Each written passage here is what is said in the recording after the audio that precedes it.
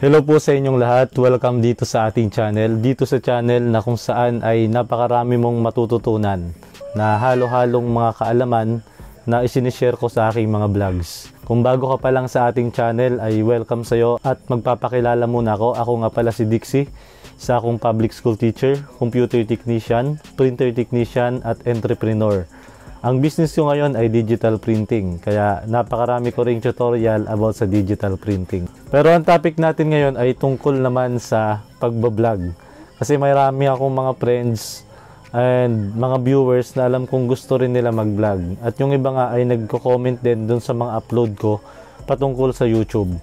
At since na monetize na nga yung channel ko at nakasahod na rin ako, ay gusto kong i-share sa inyo kung paano ba mabilis na ma-monetize yung channel natin in case na gustuhin rin natin na mag-vlog. Para dun sa iba na hindi pa alam, yung channel ko ay na-monetize within 6 months and nakakuha ko ng sahod ko, unang YouTube sahod noong ika-11 month ko dito sa YouTube.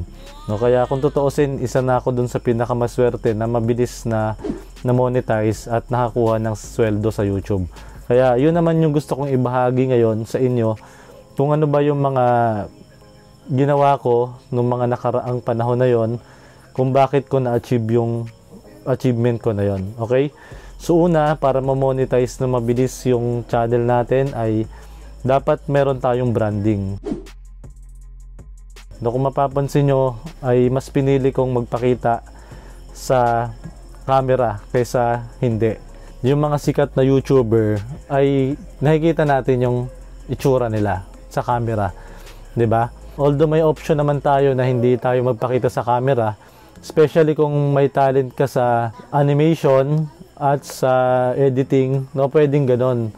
May mga channel naman na nag-grow kahit hindi sila nakaharap sa camera. No, pero para sa akin, kung gusto mo talagang magkaroon ka ng connection sa mga viewers mo, ay mas maganda na nakikita ka nila para mas ma-encourage mo sila na mag-subscribe at sumuporta sa channel mo. Pangalawa na para sa akin ay mahalaga para mag-grow yung channel natin ay yung consistency.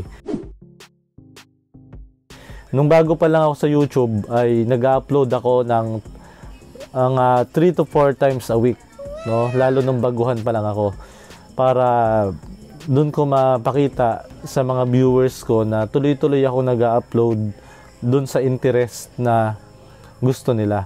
No, mahalaga din dito yung niche na tinatawag o yung linya ng channel mo. Kung para ka sa cooking, no, dapat more on cooking yung ina-upload mo palagi. Ako naman sa printing ako nung una, tsaka sa mga computer and printer repair. So karamihan ng mga upload ko talaga noon ay puro printing, and then sunod-sunod naman ako na puro repair. So ganon. No, kaya napakahalaga din ng niche. Kasi yung mga viewers natin, kaya nagsusubscribe yan sa channel natin kasi dun yung interest nila, no? Dun sa niche na pinili mo. Okay, pero sa una, para sa akin, hindi naman siya masyadong issue, hindi siya masyadong mahalaga, especially kung hindi pa monetize yung channel mo. So, upload lang ng upload, kahit halo-halo yung content mo, okay lang yan. Later on naman, makikita mo sa analytics kung ano ba talaga yung mga video mo na dahilan kung bakit nadidiscover ng mga viewers yung channel mo. At sa akin nga, mas lumitaw na lamang yung sa mga repair ng printer at computer ko. No, kaya dun sa channel ko, kung pabalikan nyo yung mga views ko dun, mas maraming views yung about dun sa mga printer repair. Kasi yun yung dun nakikilala yung channel ko ng mga viewers. So meron na tayong dalawa, no? Una, branding, and pangalawa naman is consistency. Last naman, yung pangatlo. Pangatlo, ito para sa akin ay napakalaking bagay, no, para lumago yung channel natin. At ito yung community. Sa community, number 1 dito yung mga Facebook page. Mag-join tayo dun sa mga group na kaparehas ng interest dun sa mga ina-upload natin sa YouTube. Bakit mahalaga yon? Kasi kapag ka nag-share tayo ng mga upload natin dun sa group na hindi naman interesado yung mga nasa group na yon. Halimbawa, ang upload ko ay printing, pero dun ako nag-share sa group ng mga mahilig sa bulaklak, yung mga plantita. Sa tingin nyo merong manunood nung shinare ko doon na link? Di ba wala? Kaya napakahalaga na meron din tayong access or member tayo dun sa mga group or community na related yung channel natin, yung content natin.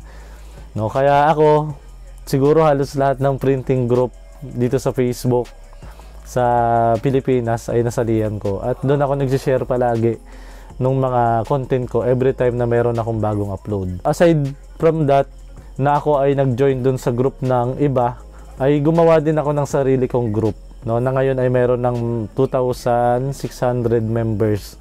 No, imagine nyo yun, di ba?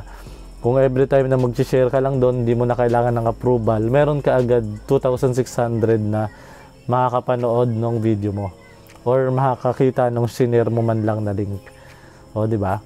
So, napakalaking bagay ng community. Aside from that, ay mahalaga din yung community sa YouTube.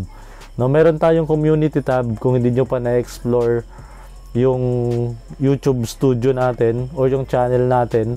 Meron doon community tab, pwede tayong mag-share doon ng mga pictures, pwede tayong mag-post ng poll para makapag-boto yung mga viewers natin. Bawa, hingi ka ng suggestion kung ano yung gusto nilang i-upload mo sa next vlog. So, yun, pwede mong makuha yung feedback nila through poll. And syempre doon din sa mga pictures na sinishare mo doon or mga message na pinopost mo doon. No, pwede kayong magkaroon ng interaction with your subscribers and viewers. No, kaya napakahalaga ng community. Kasi yung community natin, yan yung magme-maintain ng channel natin para mas dumami pa yung views, no, yung engagement natin, and the same time, mas lalong mapapataas yung channel natin pagdating sa algorithm. Kapag marami yung nagbo-view palagi ng video natin at marami nagla-like, no, nag-share ng video natin. Okay? Ang kailangan mo lang gawin ay simulan mo na ngayon yung channel mo, no, para ma-apply mo tong mga tips na binigay ko sa'yo. Kasi ako nung una nagsimula din ako na nag-aalangan. 2013 pa ako nag-start mag-upload ng mga animation. Kung gusto nyo ng patunay, pwede nyo balikan yung channel ko. Yun yung mga una kong upload. At yung iba dinilit ko na lang kasi nga may mga hit ako sa pagdating sa mga music na nilagay ko doon. Pero meron pang natira doon ng mga animation upload ko noong 2013. Kaya lang, that time is kulang pa ako sa lakas ng loob and sa resources. So, hindi ko na naipagpatuloy. At yun yung parang nagsisi din ako sa part na yun. Na siguro kung tinuloy ko 2013, kasabayan ko yung mga channel na malalaki na ngayon. Yung Kila Kong TV, di ba? 2013 halos siya nagsimula. Pero hindi pa rin naman huli ang lahat. No? Kasi nga, nagsimula lang ako 2020. Pero hindi yun yung pangalawang attempt ko. Marami pang akong attempt na nagsimula ako ng YouTube. 2018, 2019, nag-start din ako mag-video. Kaya lang parang nahiya pa ako i-upload. Inisip ko yung sasabihin ng iba. Kaya dinidelete ko agad yung mga video. At yun yung isa sa pinagsisihan ko na medyo na-late na ako. Pero, ayun nga, swerte pa rin ako kasi nga, na-monetize pa rin kaagad yung channel natin. At sana maka-inspire tong video na to sa inyo para simulan nyo na rin yung channel nyo. At maranasan nyo rin, no, na ma-monetize yung channel at makakuha ng sweldo sa YouTube. Hanggang dito na lang yung video natin at kung hindi mo pa rin nahiklik yung ating subscribe button, pati na yung katabi niya na maliit na notification bell, yung all ay i-click mo na para maging updated kang lagi sa aking mga upload. I hope na nakatulong ito ng malaki sa inyo, lalo dun sa mga kakastart pa lang mag-YouTube at sa mga gusto pa lang magsimula ng kanilang YouTube channel. Muli, maraming salamat sa inyong panonood. Hanggang sa muli, ingat po tayong lahat.